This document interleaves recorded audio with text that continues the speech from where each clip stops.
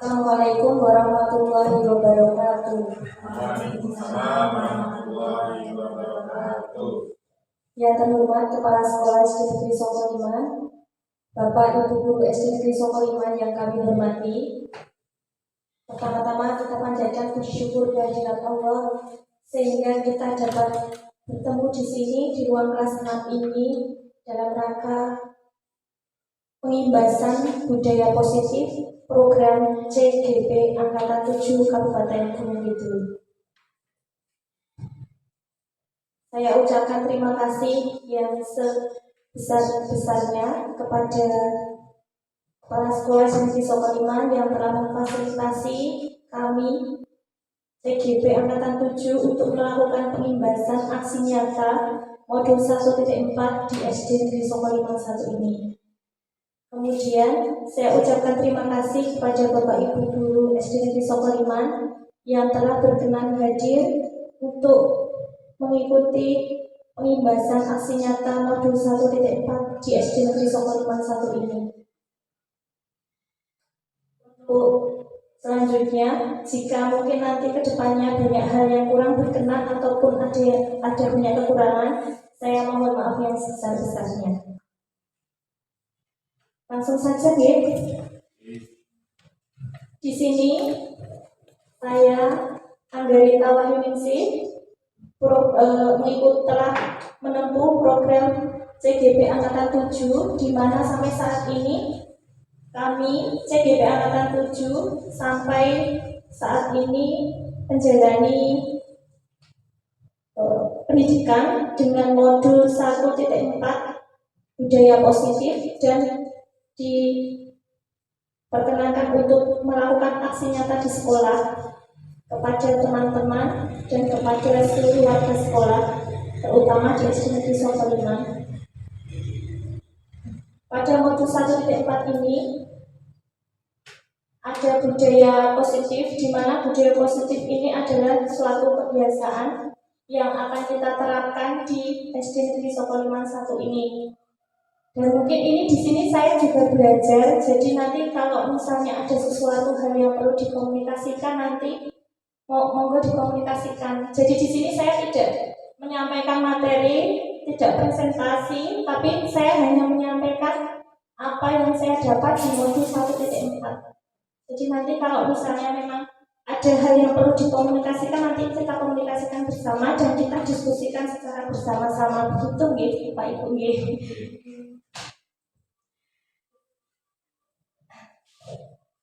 Budaya positif yang kemarin kita dapatkan di angkatan 7 modul 1.4, di situ ada budaya positif yang ideal kita berbicara tentang ideal. Kalau di modul ini itu yang pertama adalah motivasi perilaku manusia, kemudian disiplin positif, keyakinan kelas, kebutuhan dasar manusia, 5 posisi kontrol, dan yang terakhir nanti segitiga restitusi, di mana keenamnya ini berkolaborasi, bekerja sama sehingga menghasilkan suatu budaya positif.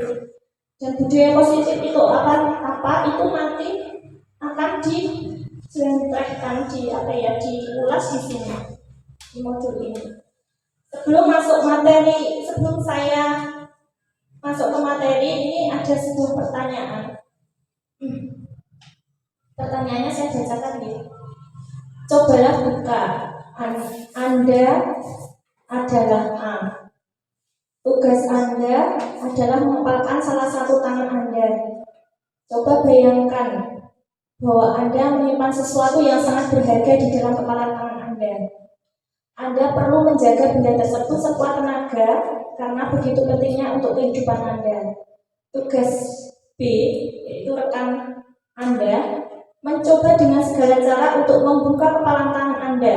Teman Anda B boleh membujuk, menghadik, mengintimidasi, memarahi, menggoda, menggelitik, bahkan menawari Anda uang agar Anda bersedia membuka kepalan tangan Anda. Nah, pertanyaannya, kalau ada kasus seperti itu, kira-kira Bapak Ibu pripun? Yang pertama, apakah Anda atau B membuka kepalan tangan Anda? Mengapa? Apa alasan Anda atau B membuka kepalan tangan? Jadi ketika posisi seperti itu kira-kira apa yang akan terjadi? Monggo sinten ingkang berpendapat, misalnya ada seorang A dan B yang satu punya sesuatu yang berharga, dia mengulurkan tangan, kemudian yang B tugasnya harus membuka kepalan tangan itu. Pertanyaan yang pertama, apakah Anda atau B yang membuka? Kira-kira itu apakah A atau B yang akan membuka kepalan tangan itu? Kemudian yang kedua, apakah Anda atau B menutup kepalan tangan Anda? Mengapa? Apa alasannya? Atau B tetap menutup kepalan tangan Anda? Jadi atau B itu tetap menutup kepalan tangan Anda. Kemudian yang terakhir, dalam kegiatan ini sesungguhnya siapa yang memegang kendali atau kontrol untuk membuka atau menutup kepalan tangan? Kira-kira apa yang akan terjadi? Monggo sinten. Oh iya, jawab nanti. Ya, terima kasih Ibu Angga.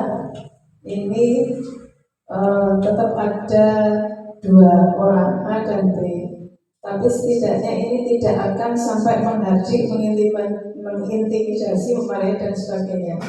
Yang jelas B itu membujuk dan yang A itu dengan kerelaan hati. Jadi ini sinerginya yang sinergi yang positif. Jadi yang satu hanya cukup membujuk, yang satu membuka kepala tangan dengan keikhlasan. Terima kasih untuk yang terakhir Bu. Dalam kegiatan ini sesungguhnya yang memegang kendali. Yang memegang kendali itu yang A.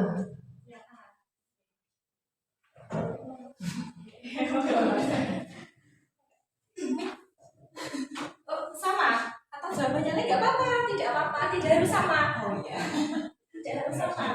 Kalau sama tinggal itu. Iya, kalau sama tinggal itu. Maju saja. Saya nggak tahu sama atau tidak, yang penting ini yang saya rasakan. Saya baca sekilas, tugas Anda adalah mengepalkan salah satu tangan Anda, mencoba Anda bayangkan bahwa Anda menyimpan sesuatu yang sangat berharga. Nah, kalau menurut saya memegang kendali yang saya tidak akan melepaskan apa yang menurut saya berharga yang sudah saya berikan.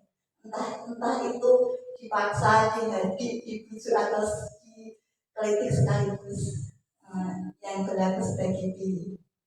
Untuk yang kedua, apakah Anda atau B menutup kepala tangan Anda? Apa alasan Anda? Ya, untuk yang A, saya tetap akan mengepal karena saya akan mempertahankan apa yang berharga untuk saya. Untuk yang ketiga, dalam kegiatan ini sesungguhnya siapa yang membuka kendali atau kontrol untuk diri membuka atau menutup kepala itu? Ya, diri kita sendiri. Kan semua itu yang kita lakukan, yang kita keluarkan, yang apa yang tindakan kita yang terkendali itu adalah diri kita sendiri. Kita tidak perlu terpengaruh dengan apa yang dikatakan orang lain, apa yang dikatakan orang lain. Ya, kita sedikit saja untuk membuka komentar atau membuka saran dari orang lain, tetapi tetap harus kita buka kembali, kita tutup kembali apakah itu benar atau tidak, atau sekedar untuk menambah kita untuk semakin kuat mempertahankan apa yang kita inginkan, apa yang kita dapat. Terima kasih.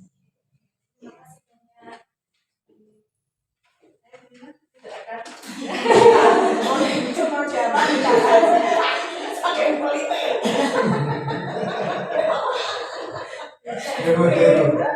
Pas masih ngobrol.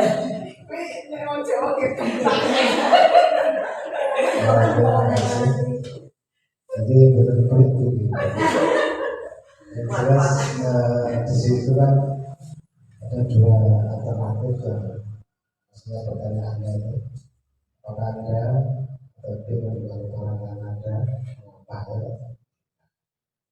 Sebetulnya dari segi pertimbangan pun kalau kita lihat kasusnya itu yang awal tidak menemukan. Itu karena apa yang didengar di kepala tangannya itu sangat berpengaruh pada kehidupannya. Gitu. Kalau nanti dia dikatakan orang yang egois, dikatakan apa saja, tapi menurut saya yang lainnya tetap tidak akan membuka kecuali dengan salah-salah tertentu yang mungkin disepakati berdua. Google juga ini.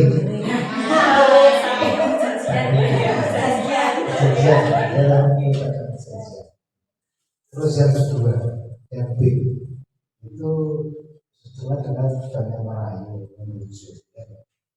Saya kira kalau menghargai dan sebagainya itu termasuk yang negatif ya.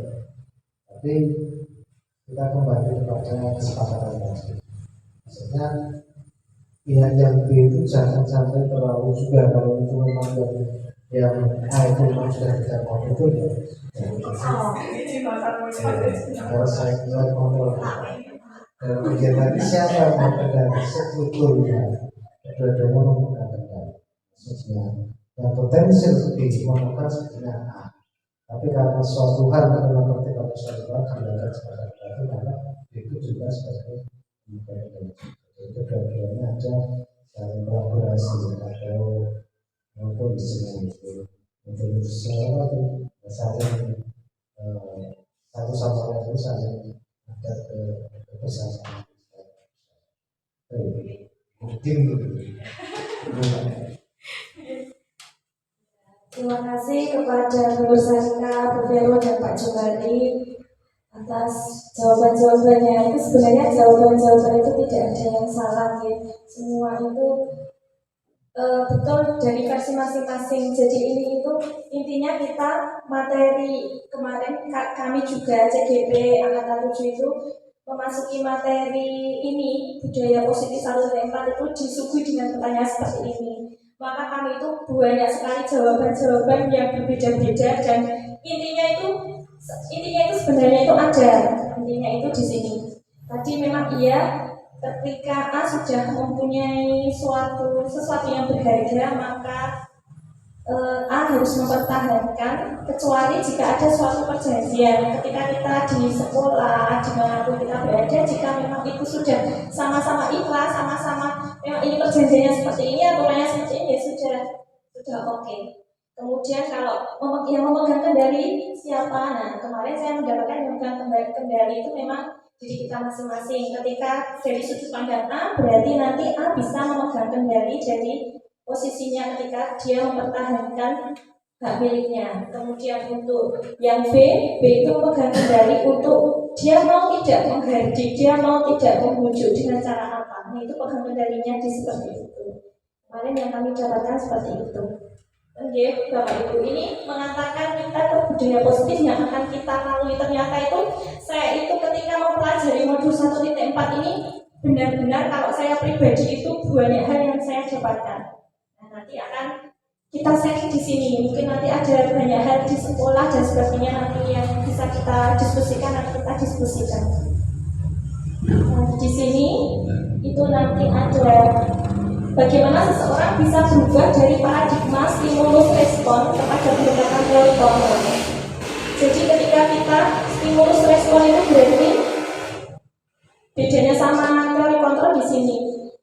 Stimulus respon itu yang pertama realitas atau kebutuhannya sama, tapi teori kontrol realitas kebutuhan kita berbeda. Jadi kita itu harus punya kontrol pada diri kita masing-masing. Kalau stimulus respon semua orang melihat hal yang sama, kalau teori kontrol setiap orang memiliki gambaran berbeda. Jadi itu kontrol untuk kita masing-masing. Kemudian ketika kita mencoba mengubah orang agar berpandangan sama dengan kita, itu stimulus respon. Idealnya biasanya seperti itu, tapi kita harus punya kontrol. Kita berusaha memahami pandangan orang lain tentang dunia. Jadi kita tidak ini pandangan saya seperti ini. Nah, tapi teori kontrol dalam diri kita, ya kita harus bisa memahami pandangan orang lain. Seperti itu. Kemudian perilaku buruk dilihat sebagai suatu kesalahan itu untuk stimulus respon. Ada kalau misalnya ada anak yang melakukan kesalahan, oh ini tidak baik, ini suatu kesalahan. Tapi teori kontrolnya tadi. Nah, di mana nanti kita akan membahas bagaimana bagaimana kalau anak melakukan suatu kesalahan nanti tidak. Oh ini salah ini sebenarnya ini harus gini tidak seperti itu. Tapi semua perilaku memiliki tujuan. Jadi nanti kita tanya baik-baik anaknya bagaimana. Nanti ada prosesnya. Dan seterusnya sampai di sini orang lain bisa mengontrol saya. Hanya Anda yang bisa mengontrol diri Anda. Jadi kita sama diri kita itu. Hanya saya yang bisa mengontrol diri saya, walaupun memang tadi ada Ada yang membujuk, ada yang tapi tetap terakhir diri kita yang memutuskan, diri kita yang bagaimana kelanjutannya itu diri kita sendiri. Nah itu nanti terakhirnya di situ. Lanjutkan, kita masuk ke sebelum ke yang lainnya kita masuk disiplin positif dulu. Disiplin yang dimaksud adalah disiplin diri. Disiplin merupakan cara mengontrol dan menguasai diri untuk memilih tindakan yang mengacu pada nilai-nilai yang kita hargai atau yang dipercaya mencapai tujuan yang mulia. Ini disiplin positif. Ini hanya pengertian saja. Kemudian motivasi perilaku manusia. Kita itu terkadang saya pribadi itu kalau misalnya melakukan sesuatu perilaku itu kadang ada beberapa motivasi.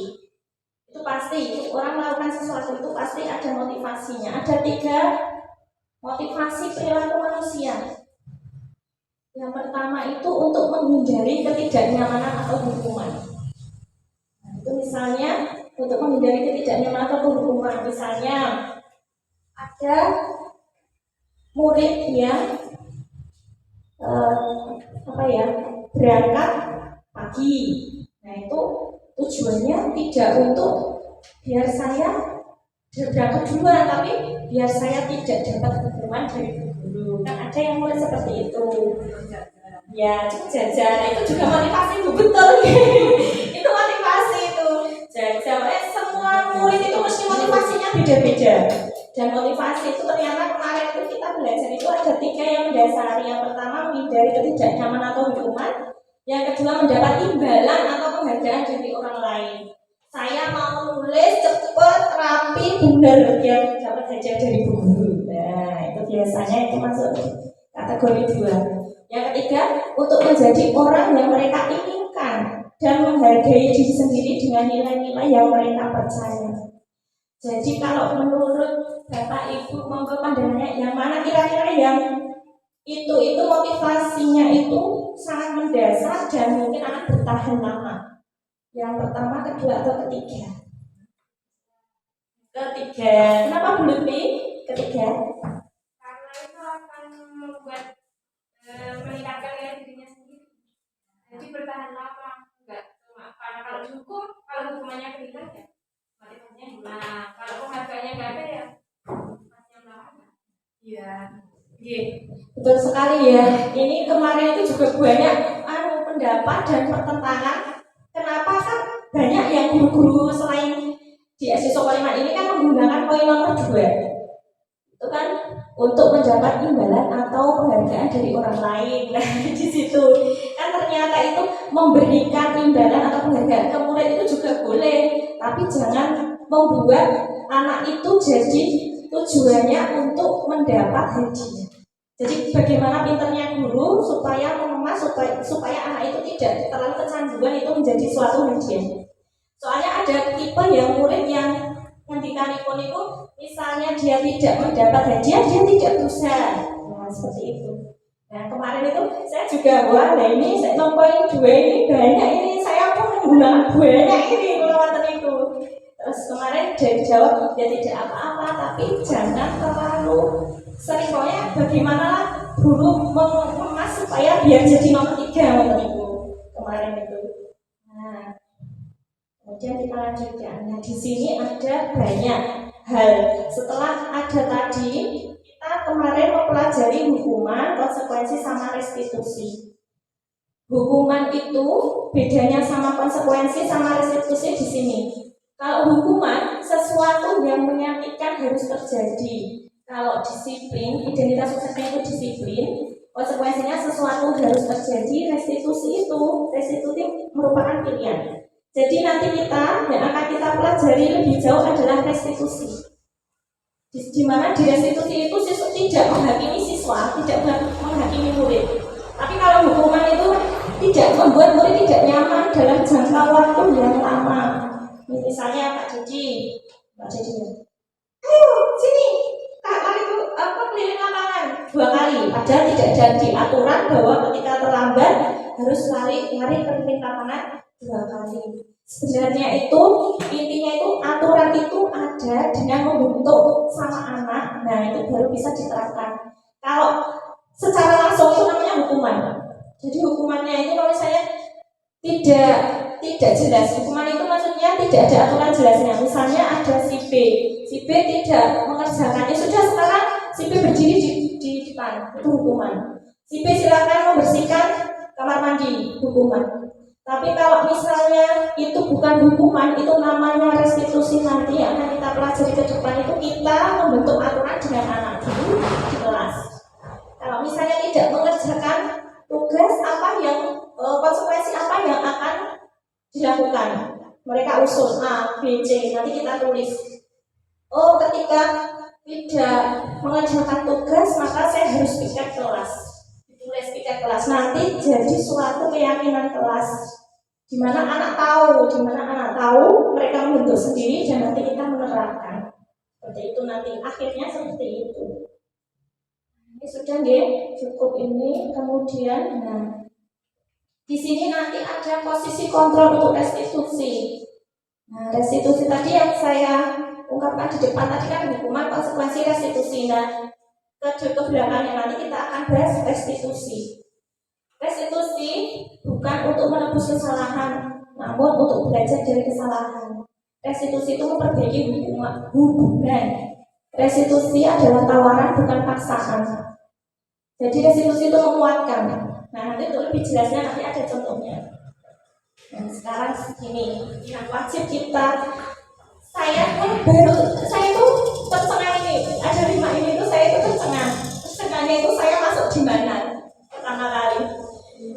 5 posisi kontrol kita, terutama sebagai guru karena kita di sekolah 5 posisi kontrol yang diterapkan guru itu ada 5. Yang pertama posisi penghukum, yang kedua itu posisi pembuat merasa bersalah, yang ketiga posisi teman, yang keempat posisi pemantau, dan yang kelima posisi manajer.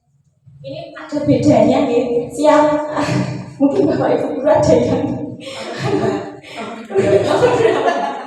nanti intinya kalau posisi penghukum itu jelas. Kalau posisi penghukum itu ya terkesan galak. Kalau di kemarin kita pelajari terkesan galak. Kemudian kalau misalnya ada anak yang misalnya, kalau kemarin contoh-contohnya yang sudah kemarin di Ibu Fasil sama teman-teman itu, ada misalnya murid terlambat terus,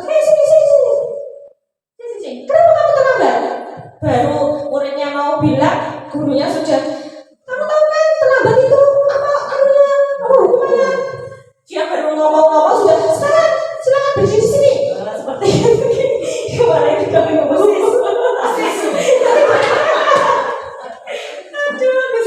Nah, kemudian yang kedua, posisi pembuat merasa bersalah. Itu seperti misalnya tidak mengerjakan tugas, terus ayo mas dikerjakan. Nanti kalau misalnya tidak dikerjakan, nanti nggak kasihan sama bu guru. Nanti bu guru dimarahi ini, misalnya seperti itu. Itu kan membuat nanti bu guru dimarahi orang tuamu loh. Bu guru sering dilihat orang tuamu. Kamu kan nanti tetanggamu juga loh. Nanti itu loh, nanti gak kasihan sama guru. Nah itu membuat merasa bersalah. Itu untuk yang poin kedua. Kemudian yang posisi teman. Nah posisi teman itu dia seperti teman, tapi dia kadang kalau misalnya posisi teman itu kadang kewibawaan kita di depan murid-murid itu agak berkurang. Target murid itu misalnya sebagai teman tergantung sama kita. Misalnya posisi teman itu, kalau misalnya enggak kita suruh ayo gitu, kadang biasanya murid mungkin jarang melakukan hal yang harusnya dilakukan. Nah kalau posisi pemantau itu, ini mirip kalau pemantau itu intinya kan ada aturan, sudah ada aturan misalnya 1, 2, 3, 4 mulai melakukan kesalahan. Nah di posisi pemantau ini sudah mulai bagus, maksudnya sudah agak mendekati manajer, tahu aturannya apa. Tahu bu ini. Nah sekarang hukumannya apa? Nonton ibu. Nonton ibu pemantau. Jadi intinya melakukan sesuatu, menegur murid itu dengan aturan yang ada itu pemantau dengan aturan. Nah yang terakhir ini posisi manajer. Posisi manajer ini pakai namanya segitiga restitusi. Nah di sini posisi manajer nanti menerapkan segitiga restitusi. Apa itu segitiga restitusi? segitiga restitusi itu sebuah tahapan untuk memudahkan para guru dan orang tua dalam melakukan proses untuk menyiapkan anaknya untuk melakukan restitusi. Restitusi itu memperbaiki kesalahan, jadi tidak menyalahkan anak terus. Ya walaupun itu kadang sulit ya. Saya itu kemarin itu ditanya posisi apa yang sekarang posisi saya itu sebagai sekarang penghukum, kemudian saya penghukum ini pemantau, itu paling banyak itu penghukum dan pemantau sampai saat ini. Untuk manajer itu ada 3 langkah. Yang pertama, menstabilkan identitas. Jadi ketika anak melakukan kesalahan, maka ditanya, apa yang kamu lakukan? Anak menjawab. Kemudian kita itu semua pernah melakukan. Bu guru pun juga pernah terlambat. Bu guru pun juga pernah tidak memakai kaos kaki. Seperti itu. Jadi anak itu biar agak sadar mungkin kalau yang ini menstabilkan identitas. Kemudian yang kedua, validasi tindakan yang salah. Semua perilaku memiliki alasan. Terus ditanya, kenapa kamu melakukan itu? Kenapa kamu melakukan itu? Kenapa? Kemudian dengan siapa? Pokoknya didekati seperti itu. Kemudian yang terakhir, menanyakan keyakinan. Kita semua memiliki motivasi internal. Jadi sudah tahu keyakinan kelas kita, kalau misalnya tidak memakai kaos kaki, apa konsekuensinya? Ditanya ke anaknya. Kalau anak itu kemarin itu menyusun keyakinan kelas, kan anaknya jadi tahu, anaknya tahu, ingat. Oh, keyakinan kelasnya kalau tidak memakai kaos kaki, maka saya harus misalnya membantu bu guru untuk papan tulis. Misalnya gitu kan anak tahu. Makanya anak harus ikut menyusun keyakinan kelas tadi. Nah, di sini ada segitiga restitusi seperti ini modelnya. Yang tadi sudah saya bicarakan ini. Ada 3, menstabilkan identitas, validasi tindakan yang salah, dan terakhir menanyakan keyakinan. Nah, sekarang sebelum kita lanjut, kita akan membahas keyakinan kelas itu apa. Keyakinan kelas itu nilai-nilai keselamatan atau kesehatan, nilai-nilai kebajikan universal yang disepakati secara tersirat dan tersurat, lepas dari latar belakang suku, negara, bahasa ataupun agama. Jadi nanti kebajikan universal itu yo seperti P5 ya, Belina, nama-nama. Kebajikan universal yang dimaksud di sini adalah nilai-nilai P5-nya. Oh, Belina, tanggung jawab, mau dikira Belina, bertanggung tanggung jawab. Kita coba mandiri, beriman dan bertakwa. Jadi ini kebajikan universal itu seperti itu. Jadi keyakinan kelas yang mengarah ke 5 profil pemuda, profil pelajar Pancasila. Ini di sini. Jadi nanti kita buat aturan di kelas. Baru kita bisa menanyakan tentang segitiga restitusi tadi. Kalau kita tidak punya keyakinan kelas, kita tidak bisa menanyakan ke anak harusnya bagaimana, apa yang harus kamu lakukan. Nah, ini kebajikan universal tadi. Ya, kita lanjutkan sebelum masuk ke kasus. Oh ya, anak itu, murid itu melakukan suatu kesalahan, bukan suatu kesalahan, itu karena beberapa kebutuhan dasar tidak terpenuhi. Kita pun sebagai seorang guru, sebagai seorang orang tua itu beberapa kebutuhan dasar yang tidak terpenuhi sehingga melakukan hal yang di luar aturan, di luar keyakinan. Ya, ada 5 kebutuhan dasar manusia. Yang pertama, iya, itu benar itu terjadi. Sekarang aku ada saya.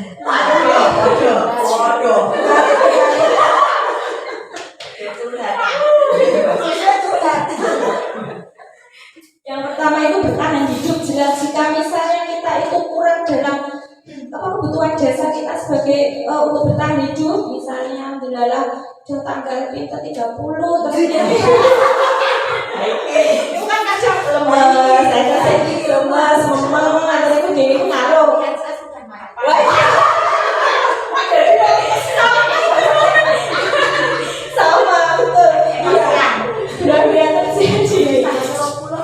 Iya, bisa itu seperti itu menyebabkan ya. Terus selanjutnya untuk kasih sayang dan rasa diterima itu juga nanti ketika kasih sayangnya itu tidak diterima, misalnya di sekolah saja, di kelas misalnya, kok bu guru rasanya kalah benar dia, kok malah sih senengi kok kayak terus, ya ditunjuk kayak terus. Nah itu tetap nanti ngaruh ke anaknya, itu melakukan sesuatu tidak tahu nanti suatunya apa tergantung anaknya. Terus kebebasan misalnya yang tadi nih mulai mentalitas, misalnya dia suka olahraga tapi ketika di kelas dia harus dengan buku dan sebagainya, mungkin dia tidak tahan, maksudnya yo bola, nah gitu masih ada seperti itu. Kemudian kesenangan, nah kesenangan kalau saya tidak selesai itu tidak senang matematika, dapat pelajaran matematika, tetap anak itu melakukan suatu pemberontakan yang nggak tahu pemberontakannya itu wujudnya apa ya, entah dia tidak memperhatikan terus nulis atau apa, tapi kan kita nggak tahu tergantung anaknya juga. Kemudian yang terakhir di penguasaan itu misalnya apa ya, kebutuhan penguasaan saya di kelas, kemudian dia jadi apa, ingin berkuasa apa ya, ini penguasaan. Jadi kayak misalnya di kelas penguasaan dia berkuasa seperti itu, tetap nanti dia ada misalnya kebutuhan penguasaannya tidak terpenuhi, dia juga akan melakukan suatu hal yang tidak diinginkan diinginkan aturan maksudnya. Nah seperti itu. Jadi kita pun, saya pun juga kalau misalnya ada 5 pun ini yang tidak terpenuhi ya tetap melakukan sesuatu kan nggak tahu nanti halnya itu apa. Nah seperti itu. Nah itu karena seperti ini ternyata dianalisis. Nah setelah itu kemarin itu sebelum ke kasus, nah saya mohon nanti Bapak Ibu guru nanti menuliskan di kertas ini, nanti saya bagi kira-kira itu posisi kontrol yang sekarang sampai saat ini Bapak Ibu guru lakukan itu tahap apa? Boleh 2. Jadi posisi kontrol itu kan ada 5 tadi. Saya buka lagi, ada penghukum, ada pembuat rasa bersalah, ada teman, ada posisi pemantau dan manajer. Ada 5 ini, di mana 5-limanya itu misalnya di posisinya penghukum dan teman juga boleh, pokoknya terserah kita. Jadi terserah kita itu menilai diri kita sendiri sampai saat itu apa. Kalau biasanya kalau manajer itu sudah menyeluruh, tidak naik manajer ya manajer biasanya ya 2 boleh, 3 boleh. Saya bagi dulu ya, tolong akuntan.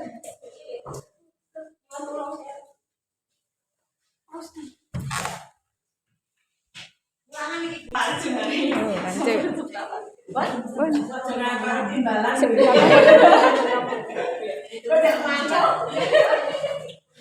Kalau tidak tangan pakai Nanti yang manajer itu seperti apa? Manajer itu seperti ini. Jadi untuk posisi manajer itu biasanya sudah ada 3 langkah. Yang pertama menstabilkan identitas, yang kedua validasi tindakan yang salah, yang ketiga menanyakan keyakinan. Intinya itu kalau sudah manajer itu sudah menanyakan kenapa kamu melakukan itu, bu guru juga pernah melakukan itu, jadi tidak perlu takut kenapa kamu melakukan itu, ditanya alasannya dan dikembalikan keyakinan kelas kita apa, keyakinan aturannya apa, terus harusnya bagaimana, harusnya Mas A bagaimana untuk menebus kesalahannya. Jadi jadi anak sendiri dan untuk anak sendiri dan dilakukan anak itu sendiri kalau manajer itu. Ya boleh Pak Jembari ngomong. Terima kasih dari penjelasan Tuhan dari tadi sebetulnya sudah bagi saya sudah bagus, cuma hal yang harus saya tanyakan yang saya ceritakan itu di antara lingkungan dan distribusi lagi, di mana keduanya itu pasti ada sisi positif dan negatifnya. Yang saya tanyakan apa sisi positif daripada lingkungan dan sisi negatifnya. Kalau kita menerapkan distribusi itu terus apa keluhannya pada siswa kita menerapkan dengan lingkungan, terus apa dampaknya kalau kita menerapkan dengan distribusi itu lebih mana. Kalau zaman dulu itu kita ingat pelajaran itu lalu dijiwit ya, admin dijiwit jadi Aku dulu suatu penggaris dari sini iso belajar seperti itu apa ya suatu pelajaran itu karena saya di satu guru saya memberi hukuman itu apa kalau saya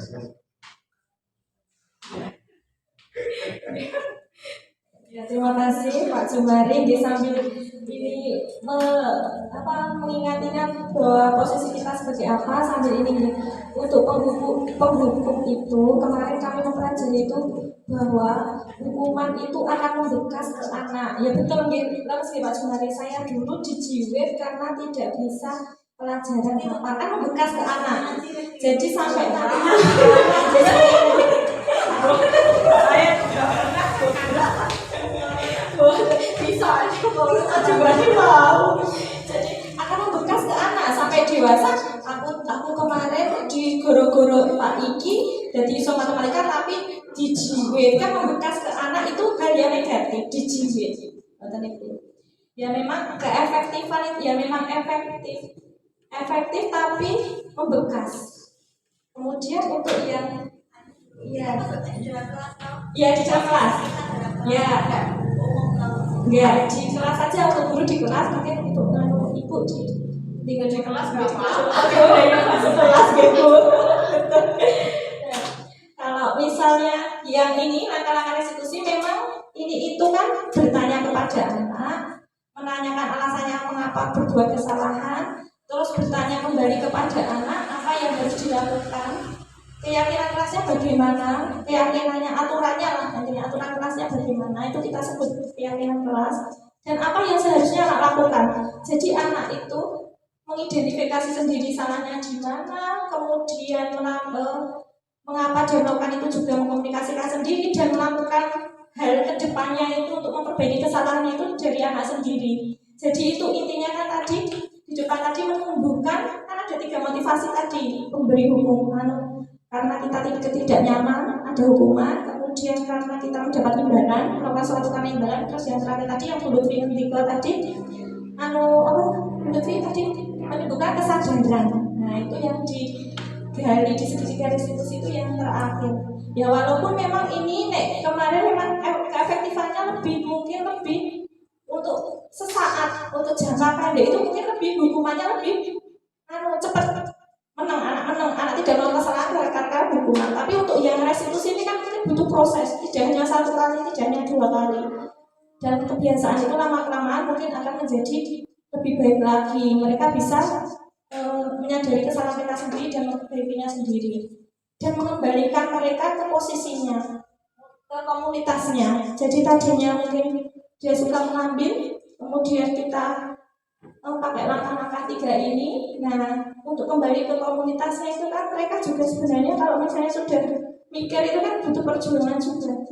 Aku dikucilkan, aku diginiin. Jadi untuk mengembalikan ke komunitasnya itu apa yang akan kamu lakukan dengan kesalahanmu itu? Saya tidak akan mengulanginya lagi, Bu, dan saya akan minta maaf kepada teman-teman. Kan ketika dia sudah meminta maaf kepada teman-teman dan tidak akan mengulanginya lagi ya, walaupun 1-2 orang mungkin masih ada yang sering bully bukan bully ngelokke. Nah nanti ya lama-kelamaan nanti tidak akan seperti itu harapannya. Tapi kan ini baru intinya kan baru proses, baru program, nanti hasilnya kita akan lihat besok karena ini baru kita belajar di sini. Untuk itu ada pertanyaan? Kalau restitusi itu berarti kita sudah punya keyakinan kelas dulu. Dengan saya kontrak dulu. Kalau misalnya kita melakukan juga dari langkah restitusi itu, tapi belum ada kontrak, berarti belum bisa disebut restitusi. Oh iya, itu ada pertanyaannya? Iya, belum bisa disebut restitusi berarti. Ya, misalnya yang ketiga itu nggak ada kan? Misalnya ada suatu kejadian sih belum ada aturannya. Misalnya kalau nggak berangkat apa, belum ada hukumannya apa, itu berarti belum bisa menanyakan. Iya. Jadi segitiga restitusi kan ada intinya ada 3 ini, minimal ini. Misalnya belum ada keyakinan kelas, ya bagaimana kita mengembalikan ke anak? Kecuali kalau misalnya kita seperti ini ada aturan sekolah. Tapi kan anak harus tahu benar-benar anak harus tahu aturannya sekolah apa, kemudian kalau nggak aturan di masyarakat itu anak harus tahu aturannya apa. Dari keyakinan kelas itu kan kita itu tujuannya untuk anak itu biar tahu, biar ingat sendiri, biar membuat sendiri. Kita yang menyepakati kan mengembalikan ke poin ketiga menanyakan keyakinan ini lebih mudah. Nah seperti itu. Jadi minimal ini untuk yang ketiga restitusi. Makanya itu masuk posisi manajemen. Sudah sama saja deh. Kalian alasannya deh, Bapak Ibu, kesukaan kalau alasannya Alasannya off the record, Mbak. Apa yang Oke, nggak apa. yang 5 tadi? Oh iya. Ini lihat.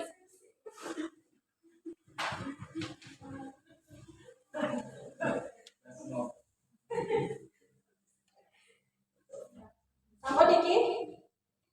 Mungkin Bapak Ibu ada yang ingin mengkomunikasikan sampai saat ini itu Bapak Ibu merasa sudah sampai mana dengan alasan mungkin Berapa masalah?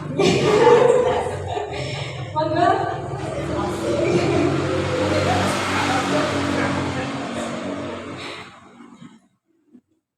Monggo silakan. Ini saya emosian sama. Nah, jelas. Pulau ini, semuanya.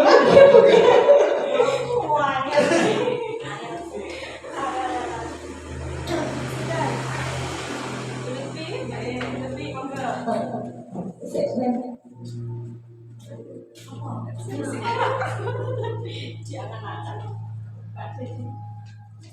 Terima kasih waktu yang diberikan. Di sini posisi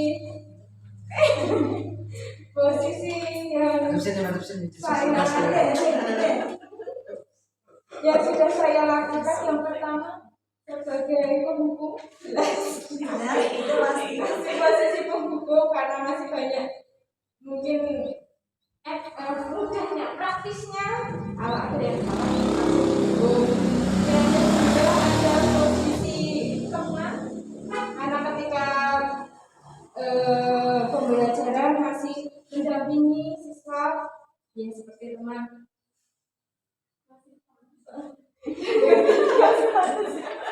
adalah posisi pemantau karena kalau posisi manajer kan sudah ada keyakinan sedangkan di kelas saya belum ada seperti itu dan mungkin hanya sebagai pengingat siswa jika melanggar aturan-aturan sekolah maupun aturan-aturan kelas mengingatkan apa hukumannya kalau tidak mengerjakan PR atau apa hukumannya kalau tidak membawa topi atau terlambat. Terima kasih.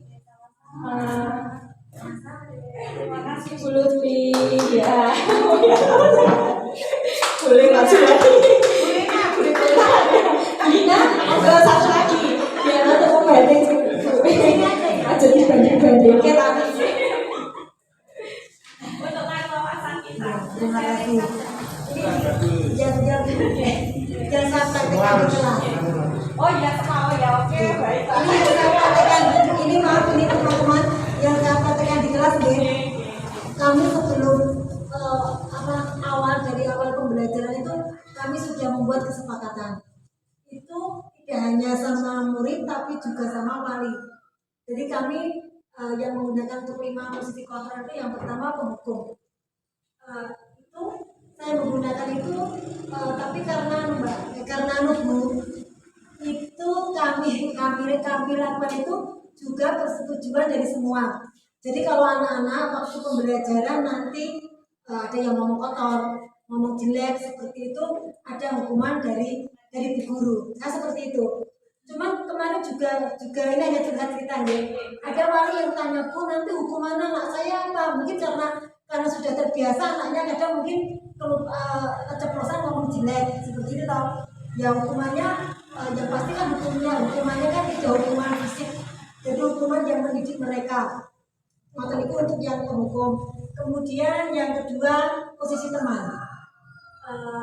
Saya tuh gini Mbak Mas kalau saya sama Bu, saya sama anak-anak itu kadang ya menerapkan itu maksudnya gimana? Karena saya itu ngajar kelas 4. Nah, gimana juga semua sudah tahu seperti itu. Seperti saya.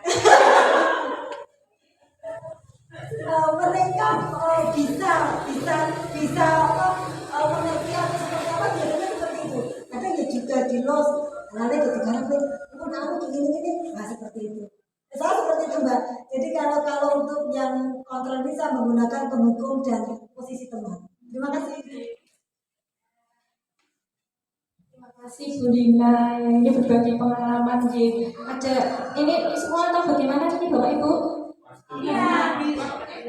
Apa ini? Apa ini? Ini Pak Cici Terima kasih atas waktu yang diberikan kepada saya. Untuk 5 posisi kontrol itu sebenarnya kelimanya sudah pernah saya lakukan. Tapi kalau di dalam kelas itu saya lebih cenderung pakai yang penghukum. Ya, penghukum biasanya anak-anak kalau tidak apa gitu. Tapi hukuman ini juga sebenarnya sudah saya kondisikan. Oke, meskipun anak-anak itu nanti direko ini hukumannya ini.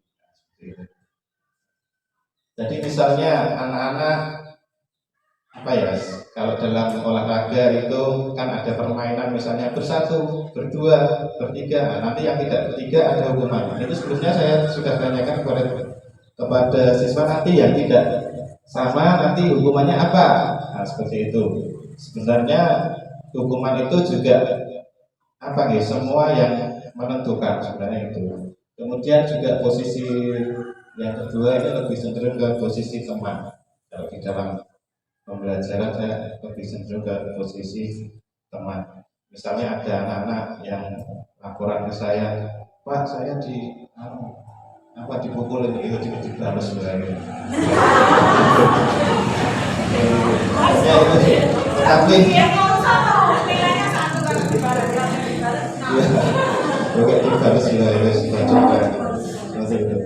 Nah, tapi dari kedua posisi yang cenderung saya lakukan itu sebenarnya juga sudah termanajerkan, dimajerkan begitu. Mungkin itu Bu dari saya. Terima kasih. Pak Cici. Jadi itu kita itu kadang melakukan sesuatu itu tapi tidak pulau sendiri kemarin mikir saya itu pernah melakukan ini tapi kok baru tahu teorinya ini. Jadi ternyata teorinya itu banyak sekali seperti ini. Jadi mungkin ada 5 posisi seperti ini. Tapi kemarin saya itu berkata bahwa saya itu pembuat perasaan bersalah, pemantau. Saya menerapkan di kelas juga itu kemarin saya ketika kolaborasi itu cenderung ke membuat perasaan bersalah, penghukum. Itu yang dua itu pemantau ya tidak sering saya benarkan seperti itu. Nah mungkin ini untuk 5 posisi kontrol, mungkin ada hal yang perlu disampaikan dulu. Masih putih.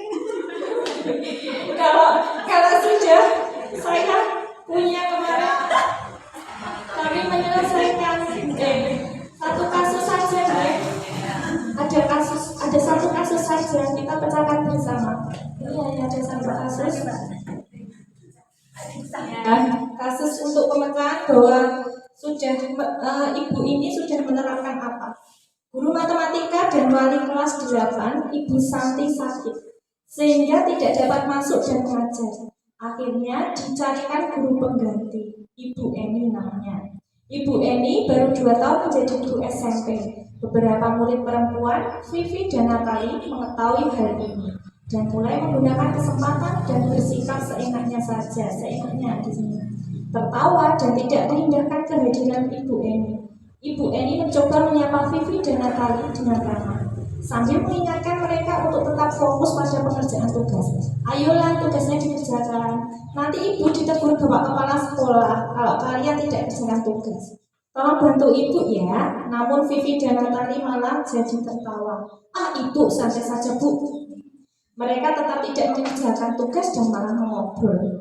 Keesokan harinya, Ibu Santi memanggil Vivi dan Natali sehingga menanyakan serta menanyakan tentang laporan Ibu Eni. Ibu Santi menanyakan apakah mereka bersedia melakukan memperbaiki permasalahan yang ada. Vivi dan Natali sempat ragu-ragu dan bela diri, namun pada akhirnya mengatakan akan meminta maaf. Ibu Santi menanggapi bahwa tindakan itu boleh saja dilakukan bila mereka sungguh-sungguh ingin meminta maaf. Namun Ibu Santi menanyakan kembali, apa yang mereka bisa lakukan untuk menggantikan rasa tidak dihormati Ibu Santi? Baik Vivi maupun Natali mengakui bahwa perilaku mereka tidak sesuai dengan keyakinan kelas. Ibu Santi melanjutkan kembali apa yang akan mereka lakukan untuk memperbaiki masalah. Apakah ada gagasan? Setelah berpikir sejenak, Natali dan Vivi mengusulkan bagaimana kalau mereka mengadakan sebuah diskusi kelompok dengan teman-teman sekelasnya. Tema yang mereka pilih adalah penerapan keyakinan kelas, terutama tentang sikap saling menghormati dan bagaimana penerapannya di kehidupan sehari-hari di sekolah. Usulan kedua adalah mengirim email kepada Ibu Eni tentang gagasan mereka tersebut. Mereka pun memberitahu Ibu Eni bahwa mereka telah memberitahu kepala sekolah, Pak Hasan, bila lain waktu ada ketiadaan guru, maka mereka akan mengusulkan Ibu Eni sebagai guru pengganti. Nah, dalam kasus di atas, dalam kasus ini, langkah-langkah restitusi apa saja yang sudah dijalankan Ibu Santi? Di sini, makanya ada 3. Makanya perlu dibuka lagi, betul?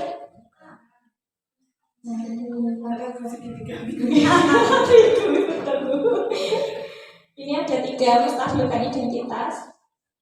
Kita semua akan melakukan hal yang terbaik yang bisa kita lakukan.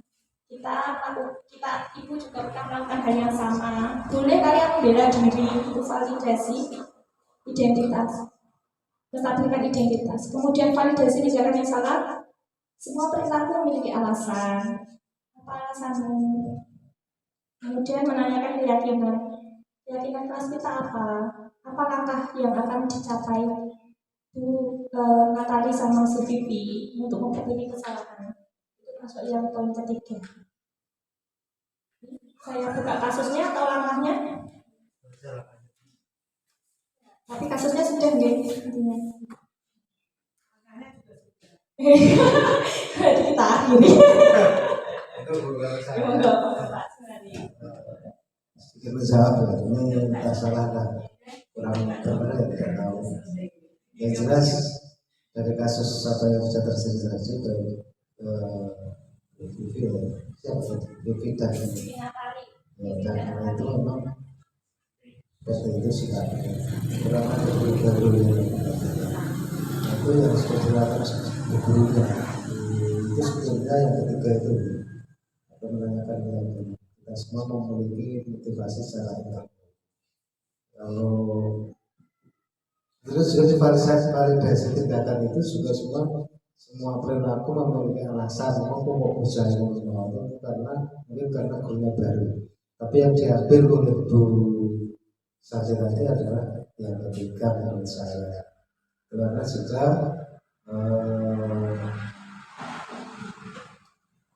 untuk memberikan alasan mengapa demikian. Sebenarnya ketika itu masuk kita menstabilkan identitas itu merupakan hanya terbaik yang bisa dilakukan pada siswa kita yang sebetulnya melanggar secara akhlaknya, secara disiplin atau kurang sopan kepada guru itu sudah bagus. Karena tiga-tiga itu bisa sudah mencoba menerapkan. Mungkin Mungkin ada satu lagi dari yang belum kan tidak.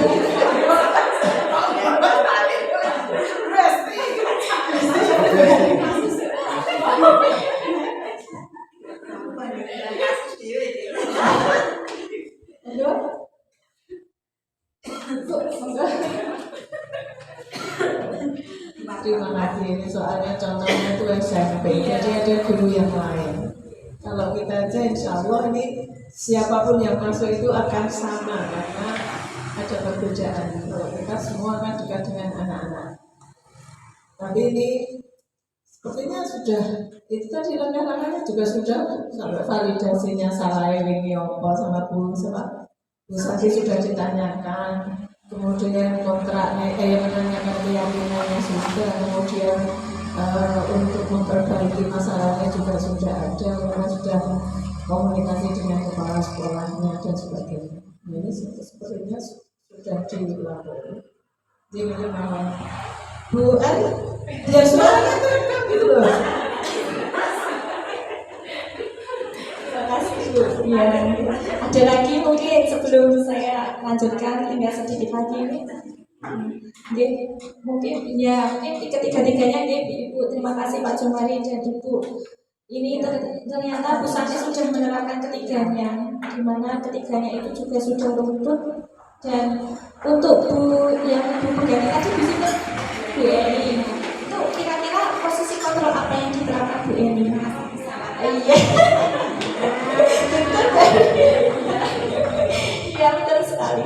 Itu Bu Eni itu cenderung ke membuat rasa bersalah, posisi kontrol membuat rasa bersalah. Sama ingin menjadi teman, tapi cenderung ke membuat rasa bersalah. Seperti itu, ya. Ini contoh-contohnya. Ini kemarin itu tadi itu kita saya tadi sudah posisi kontrol sudah, kemudian sedikit sudah. Nah yang terakhir itu kemarin itu tugas kami cek GPR kata 7 itu silakan mencoba membuat budaya positif di lingkungan kelas. Nah, di sini itu kemarin juga diminta untuk mempresentasikan di sini. Kemarin saya itu kelas 2. Ini di sini membuat rancangan aksi nyata budaya positif membuang sampah pada tempatnya, karena latar belakangnya itu khusus untuk kelas 2 sendiri itu susah sekali membuang sampah pada tempatnya, apalagi memilah. Jadi kalau harus diingatkan terus baru mereka mau membuang sampah, itu latar belakang yang saya ambil kemarin. Kenapa saya di sini itu cenderung ke membuang sampah pada tempatnya untuk kelas saya sendiri itu karena itu. Murid saya itu yang kelas 2 itu saat ini tuh masih untuk membuang sampah kesadarannya itu sangat kurang sekali. Harus dielek, harus sampah-sampah di bawah meja harus diingatkan lagi. Jadi kesadarannya itu masih kurang. Nah PR-nya itu bagaimana cara mereka itu biar bisa sadar sendiri membuang sampah, tanggung jawabnya membuang sampah. Seperti itu kemarin saya ambil topik ini. Kemudian tujuannya tadi sudah saya. Kemudian minggu pertama ini kemarin sosialisasi dengan anak bahwa kita akan memilah sampah, membuang sampah pada tempatnya, anorganik, organik, paling tidak itu untuk kelas 2. Nah di situ setelah saya sosialisasi di kelas, saya minggu kedua melakukan membimbing anak membuat poster. Jadi di sini membuat poster tentang membuang sampah pada tempatnya, menjaga lingkungan, menjaga kebersihan lingkungan, dan bebas intinya tentang membuang sampah pada tempatnya. Jadi mereka berkreasi sendiri. Kemudian yang minggu keempat ini aplikasi penerapan dari membuang sampah pada tempatnya. Kemarin membuang sampah di sini. Kemudian yang terakhir adalah sosialisasi, refleksi dan pelaporan. Jadi yang terakhir sama evaluasi. Nah, mungkin itu laporan aksi nyata dari saya, rancangan aksi nyata dan laporan aksi nyata saya. Dan sudah sekian. Mungkin ada sebelum saya akhiri, mungkin ada tanggapan mungkin. Masih. Besi mungkin. Ibu, enggak itu dulu mau itu enggak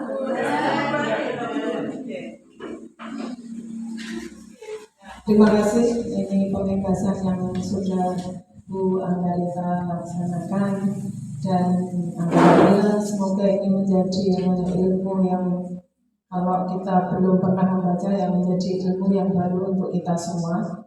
Dan saya juga paling tidak mengingat-ingat kembali posisi kontrol saya itu di mana. Tapi yang jelas itu jangan sampai yang merasa bersalah, karena anak yang merasa bersalah kok sakit. Kalau intinya itu kalau ekstrimnya ada depresi, maksudnya bisa jadi nanti terus takut dan sebagainya. Kalau dihukum saja itu yang biasanya yang dihukum kan bocahnya tadi kan ngel gitu loh. Tapi kalau merasa bersalah itu apalagi nanti yang introvert dan sakit. Nah, sekali lagi ini semoga menjadi introspeksi kita semua apa yang sudah kita lakukan. Tetapi saya yakin semua sudah melaksanakan yang terbaik untuk pendidikan. Boleh mau menambahkan? Terima kasih Bu perwakilan saya. Dengan sedikit kita kembali pada KSDS sekolah. Apa pada realitas kenapa di sini kita itu baru banyak kasus-kasus masalah insulan itu. Jadi waktu kita ngomong ada mana karena itu nanti bisa segera tidak terulang lagi, terutama yang sebelum kemarin yang kedua itu. Nah, hal itu kemungkinan terjadi lagi lalu kita belum melakukan. Kemarin kita belum melakukan yang itu yang pertama. Yang kedua di antara di sini tadi ada 5 loh yang belum saya tahu itu antara penyelesaian sama di atas itu jadi lebih tepatnya itu memang posisi guru kepala sekolah. Ini seperti itu. Kalau memantau itu kita hubungan apa salah kontrolnya itu memantau itu kan kalau guru berapa itu bisa saja tapi lebih tepatnya kan itu yang memang nanti sedang saya ngomong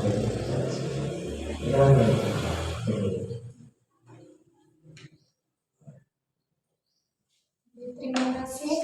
Mungkin itu pembahasan aksi nyata yang sudah saya pelajari sampai saat ini. Ada yang ditambah lagi? Terima kasih kepada Bu Kepala Sekolah Bu Rosalia, Bu Kepala Sekolah SD Negeri Soko 5 yang telah memfasilitasi aksi nyata modul 1.4 di SD Negeri Soko 5 1 ini di Negeri SD Soko 5. Kemudian terima kasih kepada Bapak Ibu Guru yang telah berkenan hadir sampai saat ini. Alhamdulillah sudah berjalan lancar dan terima kasih atas dukungan dari Bu Nur dan teman-teman semua sehingga acara pada siang hari ini dapat berjalan dengan lancar. Dan mungkin ini banyak hal yang sangat kurang dari saya mohon maaf yang sebesar-besarnya, dan mungkin banyak kesalahan yang saya perbuat yang tadi mungkin ada lisan yang mungkin tidak terkendali, saya mohon maaf yang sebesar-besarnya. Oke, terima kasih banyak. Wassalamualaikum warahmatullahi wabarakatuh. Waalaikumsalam warahmatullahi wabarakatuh.